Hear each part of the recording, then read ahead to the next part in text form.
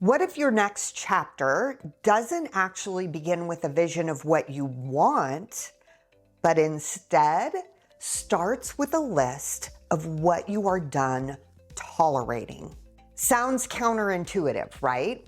We're so used to being asked, what do you want?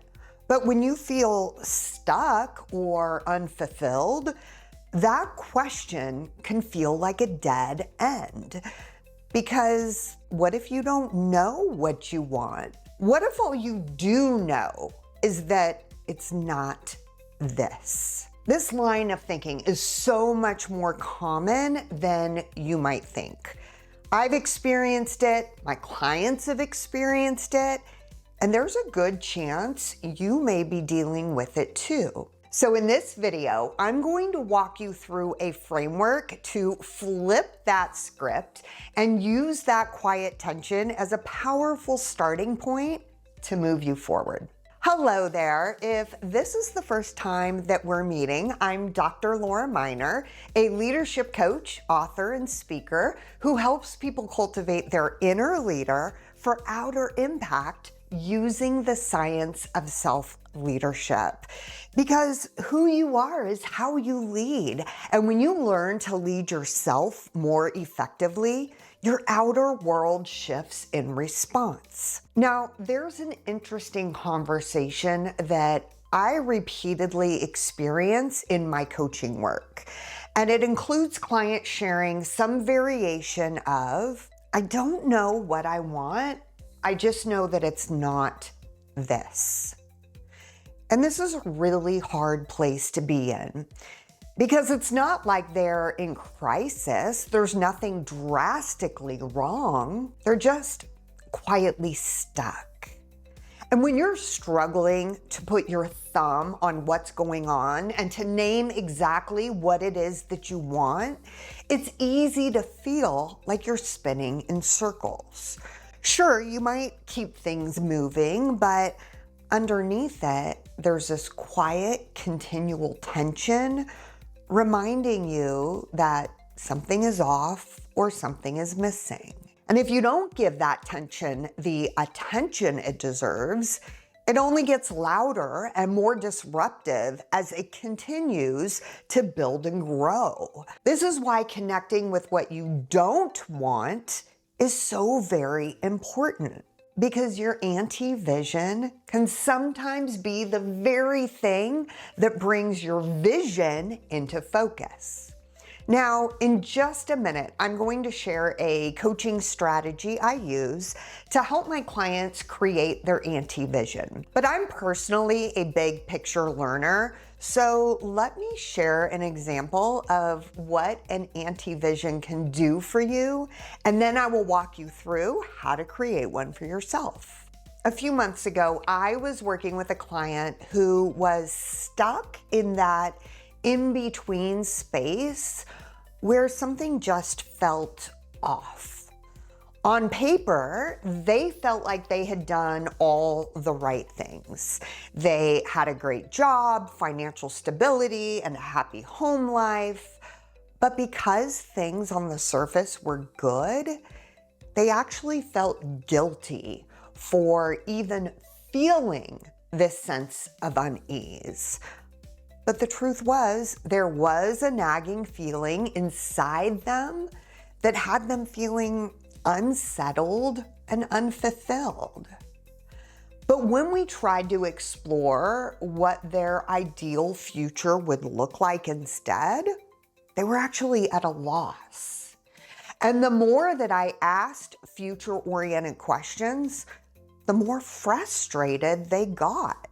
And it makes sense, right? After all, how can you craft a vision for the future if you can't even identify what it is about the present that is draining you? So we hit the brakes and we switched directions. And instead of exploring what they wanted in their future, we started looking at what they didn't want. And that flip opened the floodgates. It gave them permission to release the guilt and start exploring some aspects of their life that felt more draining, that didn't make them as happy. And this led to so many different insights. They started telling me about their Sunday night dread, how much they hated kicking off Mondays with performative meetings that were nothing but a waste of time, how they felt pressure to keep up with a version of success that no longer aligned with who they were. And they shared the heavy expectations they felt from others to show up a certain way. So we made a list, a very real, very raw list, not of their dreams, but of things they're currently tolerating, things that used to fit but no longer do, and things that have really evolved into deal breakers for them. And then I asked them, if nothing changes, if you keep doing life exactly the way you're doing it right now, what does your life look like 3 years from now? They got really quiet. And then they told me that the thought of that made them sick to their stomach. That was their anti-vision. And gaining clarity around it became the motivation they needed to move forward. Because once they knew exactly what they didn't want, it became so much easier to identify what they did. That is the beauty of an anti-vision. It's a clear picture of the life that you don't want. And once you have that clarity, you can build what you do want. I want to be really clear, though, about something that can be a bit of a danger zone. This is not about dwelling in negativity. You don't sit with it and stay there. It's about moving through it so that you connect with the tension that is humming under the surface, so that that way you can then use that contrast as your compass. Because sometimes the best way to figure out what fits is to start by identifying what doesn't. And yes, there is science to back this up. In cognitive psychology, this is referred to as contrast-based clarity. It's the idea that our brains are naturally better at spotting what feels off than they are at actually designing a perfect scenario from scratch. And this is why so many people can struggle to articulate their wants, but can easily rattle off what they're tired of or what they no longer want to put up with. And while those thoughts may feel negative in the moment, it's important to see them for what they really are. They are just feedback. And when you listen to that feedback, and you do so without judgment, you start to uncover your values, your boundaries, and your truth, but not as they once were. No, as they are today. And here's where this gets really useful. Your anti-vision gives language to things that you've likely been feeling for a while, but haven't quite been able to name. In other words, it takes that quiet tension that you've been feeling on the inside and turns it into something tangible that you can externalize. And once you do that, it becomes something you can work with. Because until you can see what you're no longer willing to accept, it's really hard to change it. So let's dive into your anti-vision step by step. But before we do, if you are resonating with this and seeing the value in an anti-vision, would you please hit those like and subscribe buttons? It lets me know that these topics are helpful. It lets YouTube know that they're worth sharing. And it ensures that you continue to receive videos like this from me in the future. Okay, so let's dive into how to create your anti-vision. I want you to start by grabbing a piece of paper or opening up your notes app, or you can even use a voice memo for this. Whatever it is that helps you think clearly and honestly. And I want you to complete this sentence over and over and over. If I'm being honest, I am tired of. That's it. That's where we start. And I don't want you to overthink it. Just let your honest feelings flow. And remember, no judgment here. You are just running an inventory of what doesn't fit so that you can get clear and make space for what does. So here are some examples to get your brain primed.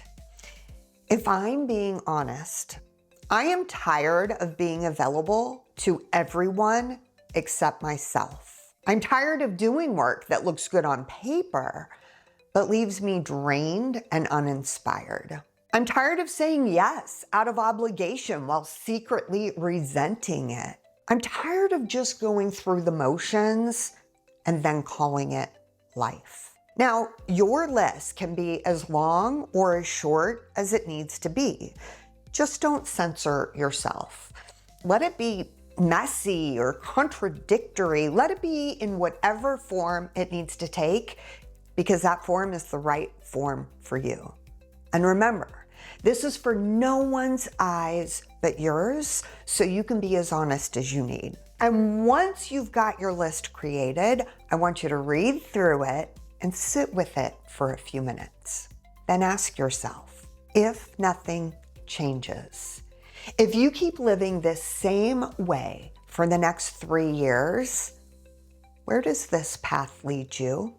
Think about what a typical week would look like in that version of your life. How do you feel when you wake up in the morning? What kind of relationships are you in? What is your energy like? How do you talk to yourself? Really let it come into focus, because that right there, my friend, is your anti-vision.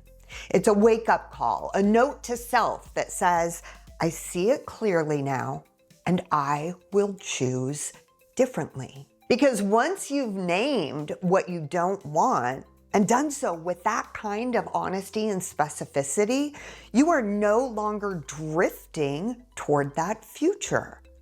Instead, you're deciding on a new course, and that decision can feel like a turning point. Not because you have every detail of your ideal life mapped out, but because you've identified what's been keeping you stuck.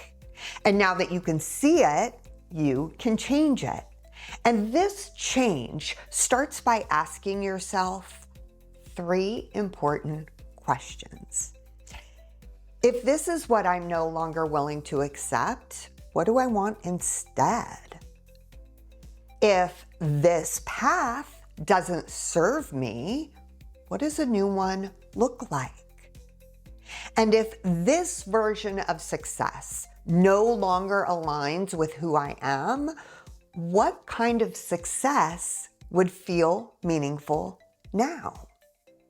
You see, this is how we change our direction and build something new.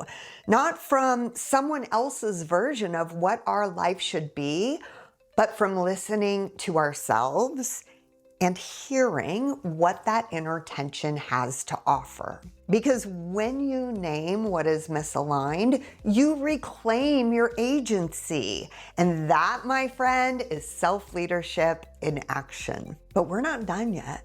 In fact, we have barely just started our self-leadership journey on this channel, because even when you've crafted your anti-vision, it is still really easy to get stuck in a learning loop, right? Reading the books, taking the courses, watching the videos, collecting information, but still not seeing the change that you had truly hoped for. So if you have ever thought to yourself, I've done the work, so why am I still stuck?